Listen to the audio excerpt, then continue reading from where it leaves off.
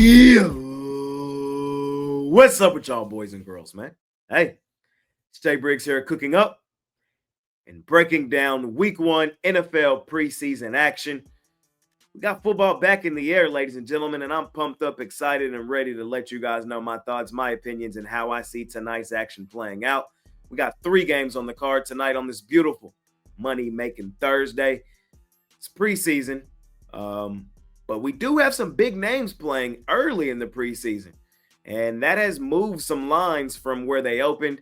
And I'm just here to let you guys know my thoughts, my opinions, get you guys the information you need to know, and get you, ladies and gentlemen, in and out of here. I appreciate each and every one of you that continue to tune in, watch these shows, watch these episodes, that support the channel. All I ask is that you smash that like button for me. You subscribe to the channel if you haven't already. And as I always say, man, if you're rocking with me, rock with me. I'm active on Instagram and Twitter all day long. There's a link for both in the description below. And of course, I do have premium plays over at the site. We'll talk about a little bit of more of that later on. Right now, I'm not here to waste your time, ladies and gentlemen. I'm just here to get you guys the information you need to know, help you guys hopefully see the board better, and help you guys make some money betting the NFL preseason. So let's do exactly that. The first game we have on the board tonight is the Indianapolis Colts. They're out on the road facing the Baltimore Ravens. Ravens opened up as the favorite in this one. They were 1-point favorites. They are now 6-point dogs. There's a big reason for that. The biggest reason I found is that we're going to get extended time from 2 former starting quarterbacks in the NFL. That's what I'll say. Looks like we're going to get Anthony Richardson for the first quarter for the Indianapolis Colts. Second quarter will be going to Daniel Jones. Game 2, they're going to flip. It's going to be Daniel Jones quarter 1 getting the start, Anthony Richardson quarter 2. The Colts are in the midst of a quarterback battle. They don't know who their day 1 starter is going to be. They're trying to figure that out. So with that being said, if you're playing, who's likely going to be your day 1 starter, one of them is going to be that, and you want to get real reps, real looks at what you have, you're likely going to play the other starters along with them. So it looks like we're going to get 2 quarters of starters for the Indianapolis Colts. You're going to want to protect Daniel Jones in the second quarter behind a real offensive line. You're going to want to protect Anthony Richardson in the first quarter behind a real offensive line. 2 guys that have had some injury concerns at certain times in their career, especially Anthony Richardson. So expect to see weapons for Indianapolis, and expect to see the line for Indianapolis, especially offensively. And that's why we've seen the line ballooned. Behind those 2, third, fourth quarter, it's probably going to be Riley Leonard, and I believe there's somebody behind Leonard as well. On the other side for Baltimore, of course, we all know what it is with Baltimore. They had one of the craziest streaks you'll ever see. They won 24 straight preseason games. That's old news, though. In their last 6, I believe they're 2-4. They haven't been nearly as good recently as they were once upon a time. The main reason for that, I believe, is because in those last 2 years, they've really been in the Super Bowl window. Lamar's been really good, and they've been in the Super Bowl bubble. And that's the same thing this season. And so I just don't think they care about preseason anymore. This team's trying to go and win a Super Bowl. This is also a team I feel that is top heavy. They have a lot of top end talent. This team is not as deep as a lot of the other teams in the NFL. And depth is mainly what we're looking for when attacking NFL preseason.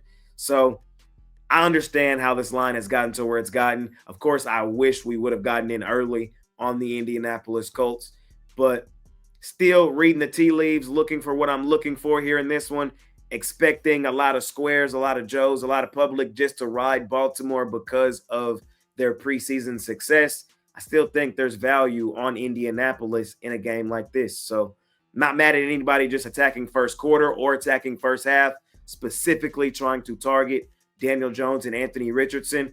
Personally, I'll probably just go full game and lay the 6 with Indianapolis here in our first game of the night. For Baltimore, it looks like the quarterbacks will be Cooper Rush, and behind him, I believe it will be – sorry, let me double check. Behind Cooper Rush, it will be Devin Leary. So just trying to get you guys some of the information you need to know. We keep it rolling. That's the first game of the night. The second game of the night, we have the Cincinnati Bengals out on the road facing the defending champs, the Philadelphia Eagles. Man, does it pain me to say that. And I'm going to have to say that all season long. That's disgusting. If you know me, you know I'm a huge Eagles hater.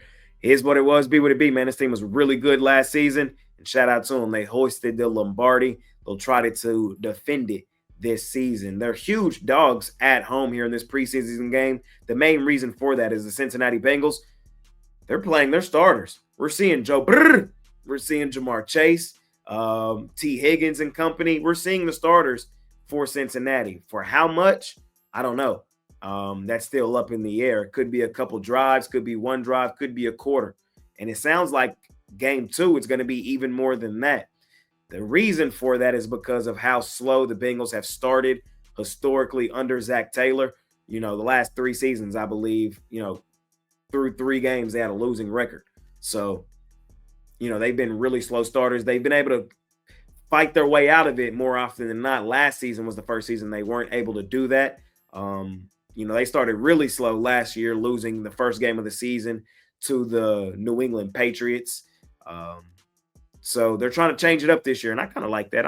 I could buy into that. That's what the preseason is for. You feel me? So get the jitters out, get the blood flowing. I like the approach here for Cincinnati. How long will the starters play? Up in the air, but we will see Joe Burrow, Jamar Chase, and company for some time in this game. On the other side for Philadelphia, looks like absolutely no starters will be playing for them.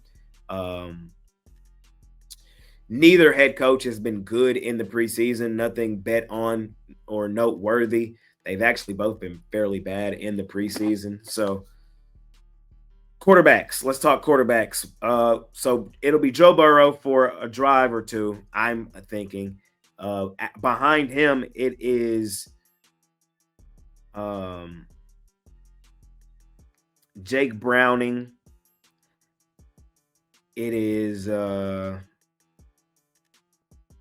It's Jake Browning, Desmond Ridder, and maybe some Peyton Thorne behind Joe Burrow. For Philadelphia, it's going to be Tanner McKee and Dorian Thompson-Robinson, both guys who've played an extended amount of preseason and both guys who have played some regular season action. Here's my thoughts here. Would it shock me if the Bengals came out here and went up 14-0 and then we didn't see Burrow and Chase again? No, it wouldn't shock me. Do I think 1-2 drives of Cincinnati is worth laying this many points with them on the road? No, I don't. The difference between Philly and Baltimore is the reason Philly was so good last year is their depth. Philly is a deep team. So while we're not seeing starters, I think their depth is enough to keep this game competitive. Getting over a field goal in my back pocket, I think is a good place to be here with Philadelphia. Not in love with laying this many points with Cincinnati just because of 1-2 drives at most, in my opinion, from their starters. Small lane for me, even on this terrible, god-awful team, the Philadelphia Eagles here in our second game of the night. Last one of the night. Last one. We have the Las Vegas Raiders. They're out on the road facing the Seattle Seahawks. Seahawks, 4.5-point home dogs. Pete Carroll making his coaching debut for the Raiders against his old team, the Seattle Seahawks. So will he want to go in here and beat his old team? Maybe. Again, it's preseason, so a lot of this is meaningless in the grand scheme of things. But in that same time, he might really want to go in here and win that. So something to kind of think about, keep in your back pocket. I was looking through the tea leaves and trying to, deep dive and find little information about this game. It looks like the Raiders could play their starters a drive or 2, or they could not play them all together. I don't really know. It seems like nobody really knows, but the line seems to have indicated that they are. I wouldn't buy too much into it. I wouldn't. Personally, I wouldn't. I don't see the real reason for Geno to come out here and play for the Raiders. So if it's not Geno, it's going to be a lot of Aiden O'Connell. And behind Aiden O'Connell is Cam Miller, who's a rookie. Aiden O'Connell's okay, especially for preseason action. I'm just giving you guys the information you need to know. For Seattle, it looks like it's going to be a lot of Drew Lock and a lot of Jalen Milroe. A little quarterback battle for that backup quarterback position. Who's going to be backing up Sam Darnold? Interesting. I like Seattle here. I like Seattle here. I think the Raiders are favored here because a lot of people are thinking they may play starters. Even if they do, that doesn't really move the needle for me too much. I think, Drew Lock is really interesting, especially for preseason action. And I'm interested to see how Jalen Milroe looks here. I'm interested to see that for real. So I think Seattle will be just fine here, getting over a field goal in our back pocket. I don't trust the Raiders laying this many points, and I think the only reason they're laying this many is because of some hoopla that people think their starters may play extended amount of time, and because they think Pete Carroll may want to win a meaningless preseason game against his former team. That's not enough for me to put my money there. I would rather be on the other side. So, ladies and gentlemen, that's the information you need to know to bet tonight's NFL preseason action. Hopefully, you guys took something from this. All I ask is that you smash that like button for me. You subscribe to the channel if you haven't already. And as I always say, man, if you're rocking with me, rock with me. I'm active on Instagram and Twitter all day long. There's a link for both in the description below. And of course, I have premium plays over at the site. I will have a best bet for you tonight in this NFL preseason action. I'm still betting baseball and the WNBA as we're in the dog days of summer, but slowly coming out of it. And so it's been a fairly profitable run for me, last 90 days, last 60 days, last 30 days. Just trying to keep it rolling, ladies and gentlemen. Just trying to keep it rolling with all the best sports coming up here on the horizon. NFL, college football. Before we know it, college basketball and NBA will be back too. So appreciate y'all more than y'all know, man. It's been your guy, Jay Briggs. I'll see y'all tomorrow as we continue to cook up and break down this NFL preseason action. A lot of the old guys will say, preseason's for Joes, man. Preseason is for suckers. I think if you put in the work, you can find an edge and you can make a profit betting the preseason. We've done it over the last 3 seasons. We're going to try to do it again this season, man. It's been your guy, Jay Briggs. See y'all tomorrow. I'm out of here. Peace.